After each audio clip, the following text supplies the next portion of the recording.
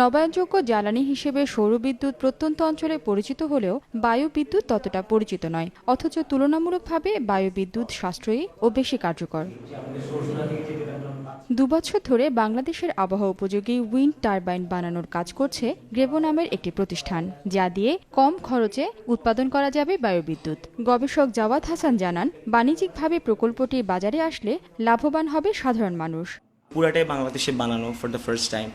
আর যেটা হয়েছে যে আমাদের এটার প্রোডাক্ট কস্ট, যেহেতু আমাদের লেবার কস্ট কম্পারেটিভলি ইন্টারন্যাশনাল মার্কেটে চাইতে এখন অনেক কম, সো আমরা পার ইউনিট জেনারেশন কস্টটা অনেক কমে রাখতে পারবো।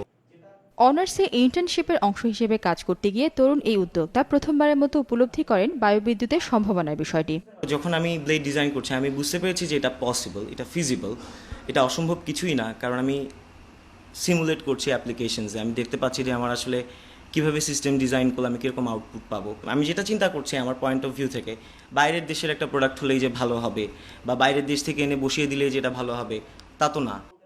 বাংলাদেশ সরকারের আইসিটি ডিভিশনের সম্ভাবনাময় তরুণ উদ্যোক্তা হিসেবে ইতিমধ্যে পেয়েছেন স্বীকৃতি। আন্তর্জাতিক বাজারেও তার তৈরি উইন্ড টারবাইনকে পরিচিত করতে চান তিনি। এমন অনেক দেশ আছে যেগুলো ডেভেলপ না, আফ্রিকার অনেক দেশ আছে যাদের উইন্ড আছে, সো তাদের পাওয়ার দরকার খুবই কম রেটে, যেটা হয়তো চায়না থেকে তারা এফোর্ড করতে পারবে না। এবং ওই ডেভেলপমেন্টটা আমরা আমরা খুব বেশি কমার্শিয়াল ওয়েতে চিন্তা করছি না, আমরা ডেভেলপমেন্টের অ্যাঙ্গেলেই চিন্তা করছি যে পাওয়ারটাকে কীভাবে, how we can use it for the development. Reshmi Nandi, Jamuna news, Chittagong.